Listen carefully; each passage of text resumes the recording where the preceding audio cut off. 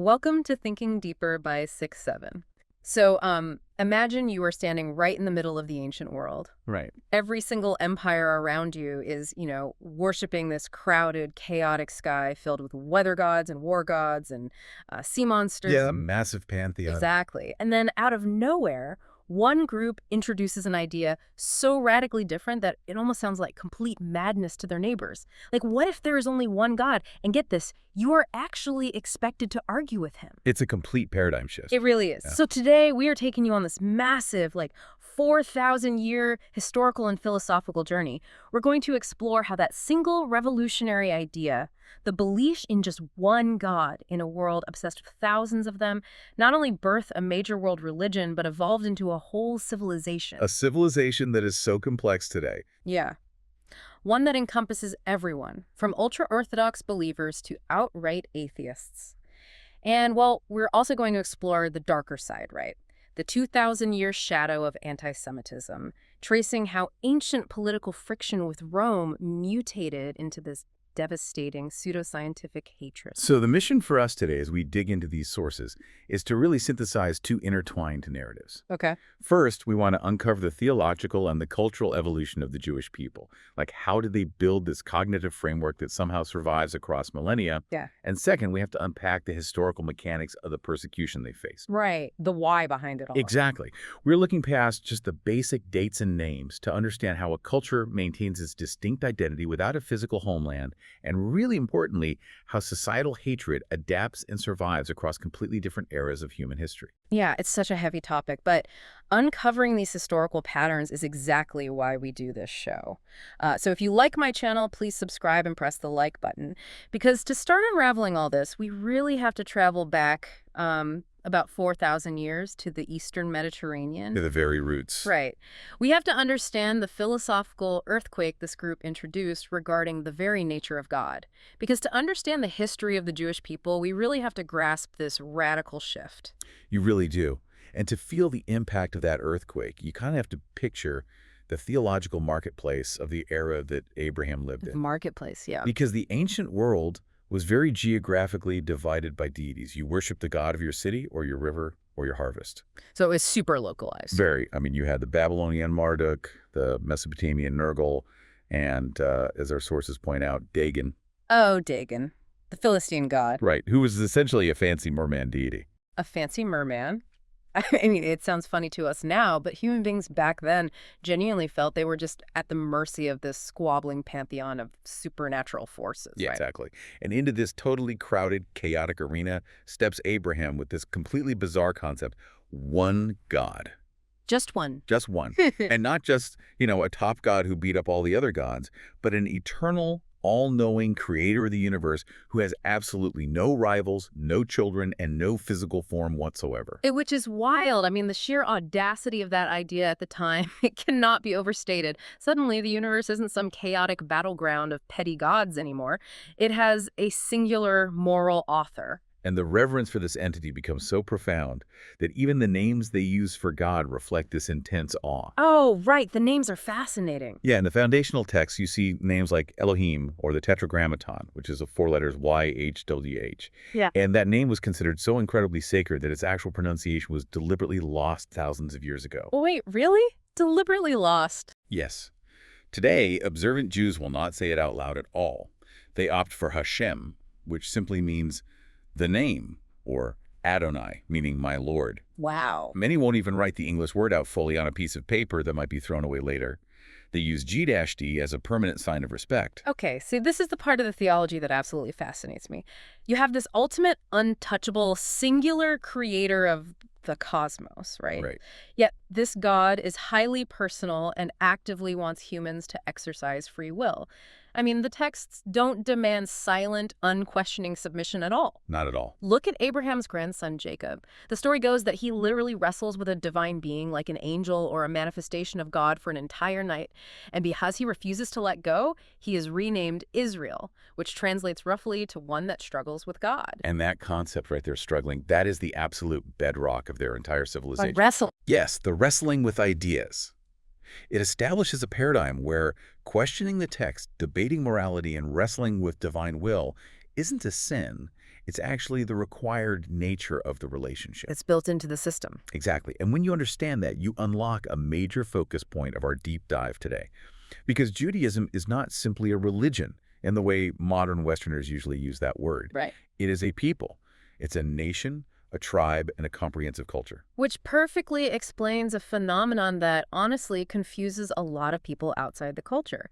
Because modern Judaism spans this massive, seemingly contradictory spectrum. It really does. Like, you have Orthodox and Hasidic communities who strictly follow the ancient laws as the direct, unalterable word of God. But then you have Reform and Reconstructionist Jews who heavily adapt those interpretations for the modern world. Right.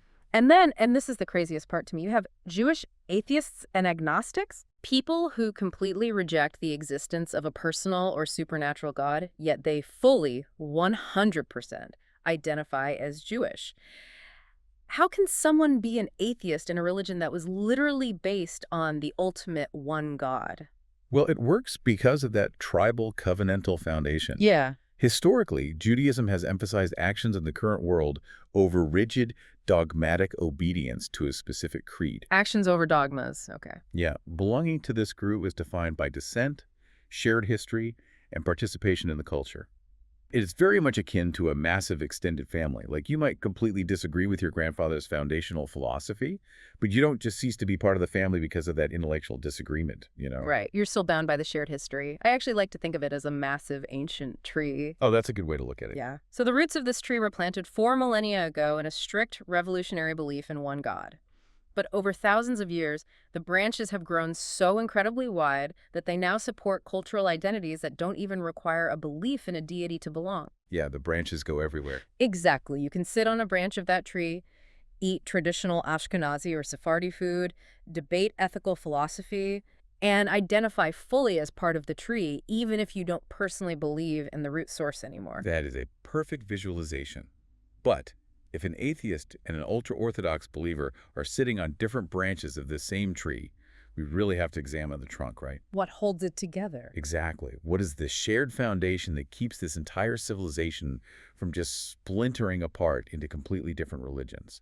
And the answer lies in their foundational texts and the concept of the covenant. The blueprint of their Yeah, civilization. precisely. First, you have the Tanakh, which is the Hebrew Bible. It's essentially a trilogy. Okay, break that down for us. So it's made up of the Torah, which are the 5 books of Moses, then the Nevi'im, which are the writings of the prophets, and the Ketuvim, which contain poetic writings like the Psalms. The Torah is really the sacred heart of it all. It details God making a deal, a covenant with Abraham, promising him a great nation in Canaan. And that covenant is physically sealed with the symbol of circumcision. Right.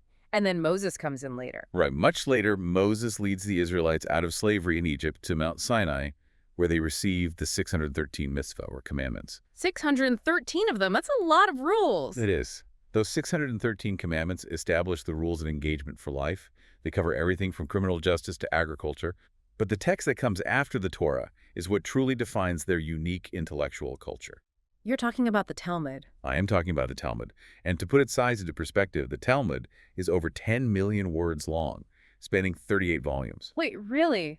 10 million words? Yes, 10 million words. So it's not just a list of commandments. With 10 million words of debate in the Talmud, it sounds less like a strict rule book and more like a centuries-long legal forum. How does that shape the way the culture thinks? It shapes everything. It survives precisely because it is massive and dense.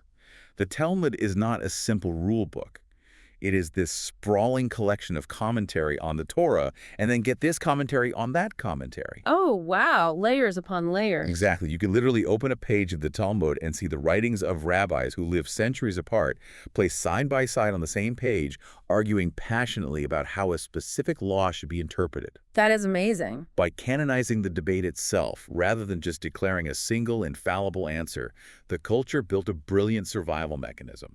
It allows them to constantly reinterpret their laws as human society evolves around them. So they basically built a centuries-long open-source legal forum. Yes. And that forum allows totally different denominations to coexist under one historical umbrella. It is how Ashkenazi Jews from Eastern Europe who spoke Yiddish and Sephardi Jews from Spain who spoke Ladino can have vastly different customs and varying levels of strict observance, yet both recognize each other as belonging to the exact same civilization. But, laws aren't just intellectual debates, right? They dictate daily physical reality. And some of these laws act as incredibly strong social boundaries. Oh, absolutely. Take the kosher diet, for example. Animals must have a cloven hoof and chew their cud, meaning cattle or sheep are fine, but pigs or rabbits are strictly forbidden. And trained professionals must slaughter the animal to ensure a quick death, and all the blood must be completely drained. Right. And the mechanism behind kosher laws is absolutely fascinating when you look at it sociologically. Yes, they are divine commandments to the observant, but practically, dietary laws force you to eat with your own community. Oh, right. Because you can't just go anywhere. Exactly. If you can only eat meat prepared in a highly specific way by a member of your own tribe, you cannot easily attend a Roman feast or a medieval Christian banquet. It creates this invisible, powerful wall against total assimilation. That makes so much sense. And the same goes for Shabbat, the day of rest on Saturday. By strictly avoiding work, commerce, and, even electricity in the modern era, you are forced to step out of the dominant culture's relentless economic machinery for 24 hours a week. You focus entirely on family and community. Yeah, it anchors them in the present. Which actually brings up another really interesting point from the sources regarding their theology, their view of the afterlife. Because the Hebrew Bible barely even mentions heaven or hell. No, it really doesn't. There is a vague concept of an underworld called Sheol, but the theological energy is not spent obsessing over the mechanics of the afterlife. Right. Because they don't claim to know exactly what happens after death, the emphasis is almost entirely on improving the current physical world. They focus heavily on tzedakah, which translates roughly to justice or charity. Right, giving back. It stems from an ancient Torah command to leave the corners of your agricultural fields unharvested so the poor could gather food. Today, that translates to a cultural expectation of donating a flat percentage of your income to the needy. But there is a massive future-oriented expectation as well, right? The concept of the Messiah. Yes, the Messianic era is the ultimate hope. The expectation is that a human Jewish leader will eventually emerge, rebuild the Holy Temple in Jerusalem, bring all Jews back to the Promised Land, and usher in an era of universal peace. A literal era of peace on earth. Crucially, yes, on earth. And this era is supposed to bring about the physical resurrection of the dead. Which completely explains their strict burial practices. I mean, cremation is strictly forbidden, and traditionally, even amputated limbs lost during a person's life must be buried to keep the physical body as intact as possible for that eventual literal resurrection. Exactly. So if we zoom out for a second, you have this civilization tightly bound by a covenant, fiercely protected by daily laws that prevent assimilation, thriving on a tradition of intense internal debate, and absolutely refusing to worship anything other than their one God. It's a civilization built like a fortress of identity. But that unyielding dedication is exactly what set them on a collision course with the superpowers of the ancient world. Because when you have a group with strict social boundaries preventing assimilation, what happens when they are conquered by an empire that absolutely demands assimilation? You get a geopolitical explosion. Yeah. And the empire that lit the match was Rome. Oh yeah, Rome. The Roman Empire was vastly powerful and surprisingly had a general policy of religious tolerance. They didn't usually force conquered peoples to completely abandon their local gods, but there was a mandatory catch. A huge catch. You had to participate in the imperial cult. You had to publicly worship the Roman emperor as a living deity to prove your loyalty to the state. Right. It's like Rome was an open source platform where you could install any app as long as you agreed to their mandatory terms of service worshiping the emperor. The Jews were the only ones who refused to click agree. That is exactly what it was like. They wouldn't place statues of Caesar in their temples, and they absolutely wouldn't mix their worship. So how did the Romans react to that? Well, to the Roman mind, this wasn't just bizarre religious stubbornness. It was blatant political treason. Oh, wow. Yeah. Tacitus, the famous Roman historian, wrote about them with complete disdain, calling them stubborn and arrogant. Because the Jews wouldn't seamlessly blend into the imperial fabric, mere religious differences rapidly escalated into deep political suspicion. It always turns political. Always. Emperor Tiberius actually expelled them from the city of Rome in 19 AD, claiming their customs were corrupting Roman citizens. And the friction just kept building until it snapped, right? It culminated in the Bar Kokhba revolt between 132 and 136 AD. This was a massive, highly organized military attempt by the Jewish people to free their land from Roman control once and for all. And the Roman response was apocalyptic. I mean, they didn't just defeat the rebellion, they sought to erase the Jewish presence entirely. Erase it completely. Jerusalem was destroyed, religious practices were banned on pain of death, and the Jewish people were forcibly expelled from their homeland into a diaspora, an exile that would scatter them across the globe for roughly 2,000 years, all the way until the creation of the modern state of Israel in 1948. And this moment in history, this is the critical juncture for our second narrative today. By expelling them, Rome essentially birthed a highly dangerous, enduring stereotype. They cemented the idea of Jews as an unassimilable foreign body. Yeah. As we study human history, we see a terrifying pattern. When the fear of different minority group combines with absolute political power, systemic persecution is born. And the most terrifying part of this history is what happens next. Once they were exiled into Europe, North Africa, and the Middle East, that initial Roman political suspicion didn't just fade away. Not at all. Looking at the timeline in our sources, it behaves exactly like a virus. It mutates to survive. First, it's theological, then it becomes economic, and when society becomes scientific, the hatred puts on a lab coat. That viral mutation is the defining characteristic of this 2,000-year shadow. Let's really trace how it adapts. Let's do it. So, the first major mutation in Europe was theological.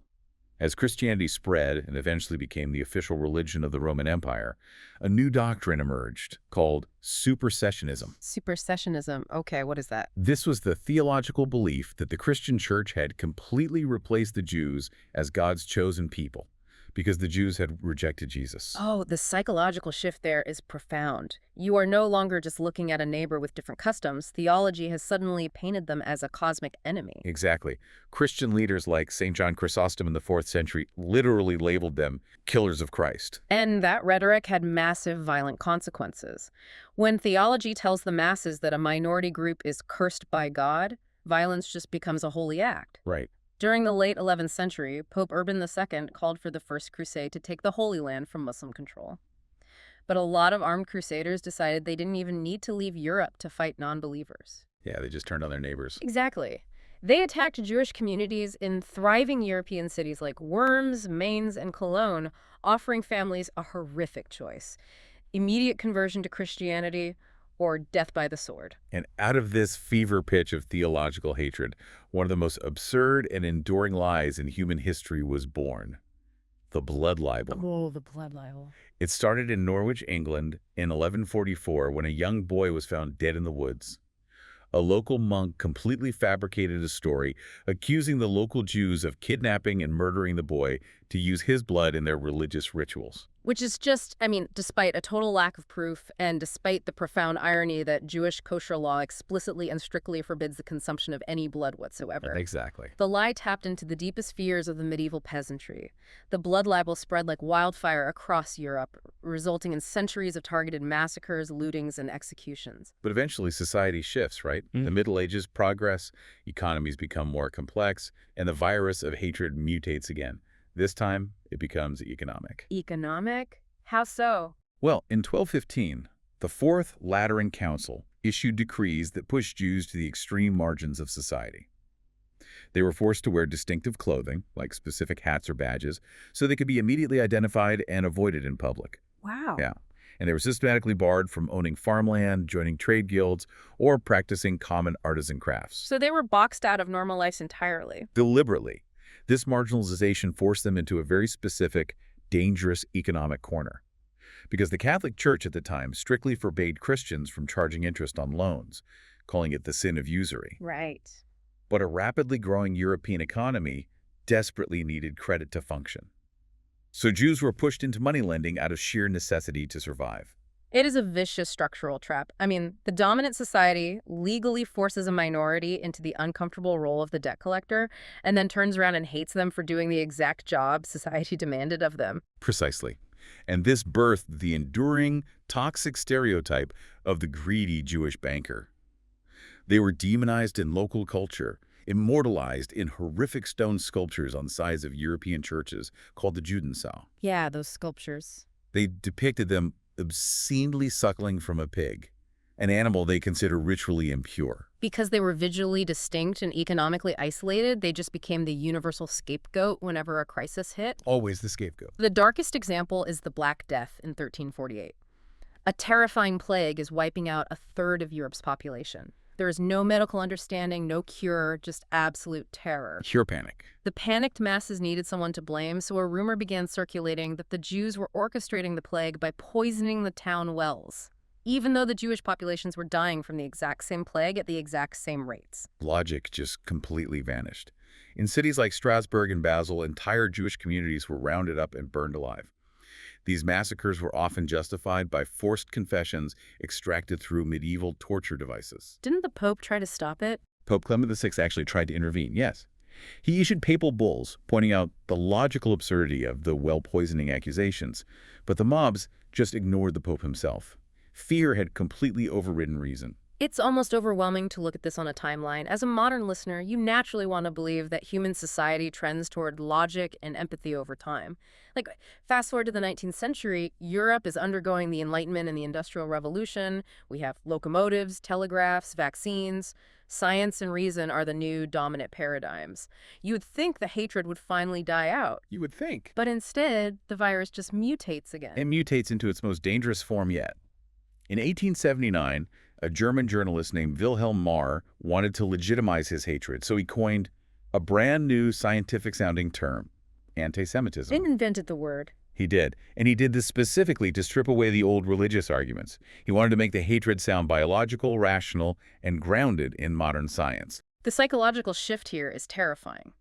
The narrative moved from they believe the wrong things and can be saved by conversion to they are physically, biologically an inferior and incompatible race. And you can't convert out of your own DNA. You can't. That biological framing fueled the rise of the eugenics movement across the Western world. It fueled the infamous Dreyfus affair in France, where a high-ranking Jewish military officer was falsely convicted of treason purely based on the suspicion of his genetic heritage. Right. And it fueled the creation of the Protocols of the Elders of Zion, a completely fabricated, plagiarized text created by Russian secret police, claiming to document a secret Jewish plot to dominate the global economy. And tragically, that specific lie is still circulated by conspiracy theorists today. It is, because when racism successfully disguises itself as science, hatred becomes official government policy. Following the economic ruin and humiliation of World War I, Adolf Hitler did not have to invent anti-Semitism. No, he just weaponized it. He weaponized 2,000 years of it. He blamed the Jewish population for the economic crash, for communism, for capitalism. Every societal fear was projected onto them. It was the culmination of the scapegoat mechanism. It led to the 1935 Nuremberg laws stripping them of citizenship, the forced relocation into ghettos, and finally, the horrifying bureaucracy of the 1942 Wannsee Conference, where the final solution was officially drafted by state officials. Bureaucratic murder. The result was the cold, industrial extermination of 6 million Jewish men, women, and children in death camps like Auschwitz. And when you lay it all out like this, the underlying mechanism becomes glaringly obvious. Human beings have a deeply ingrained, cowardly habit of turning one specific minority group into a scapegoat for complex societal fears. You really do. Whether it's a Roman emperor fearing a loss of political control, medieval peasants terrified of a microscopic plague they can't see, or a modern nation devastated by a world war, the justification always changes.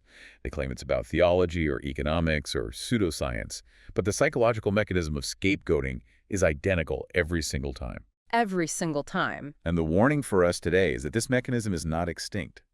It still exists, often hiding behind what seem like harmless internet jokes or cloaked in passionate political ideology.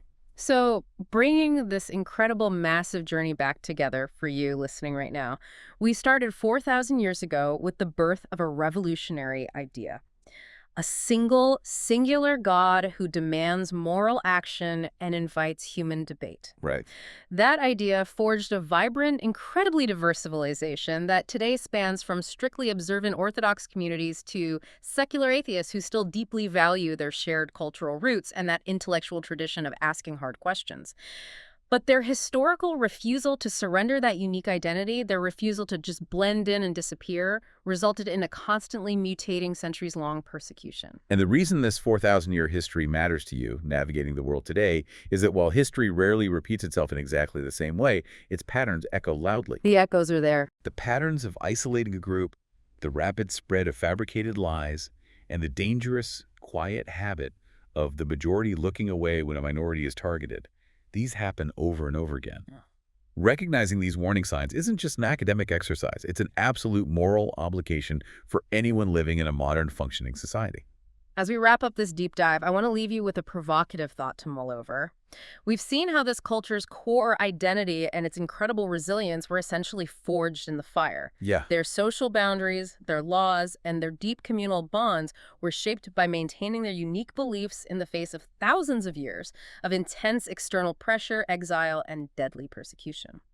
So what happens to that identity today in an era of unprecedented global integration and secularism? That's the big question. When the physical walls of the ghettos are gone, when society doesn't force you to wear a badge, and you can easily blend into the modern world if you choose to, will the openness, the tolerance, and the comfort of the 21st century be the ultimate, completely different kind of test for the survival of this 4,000-year-old tree? It is a profound philosophical question. The struggle to maintain the strength of your ancient roots when your branches can finally reach anywhere they want. It really is. The single revolutionary idea of one God changed the ancient world forever, and the branches of that idea are still growing, still adapting, and still wrestling with the world today.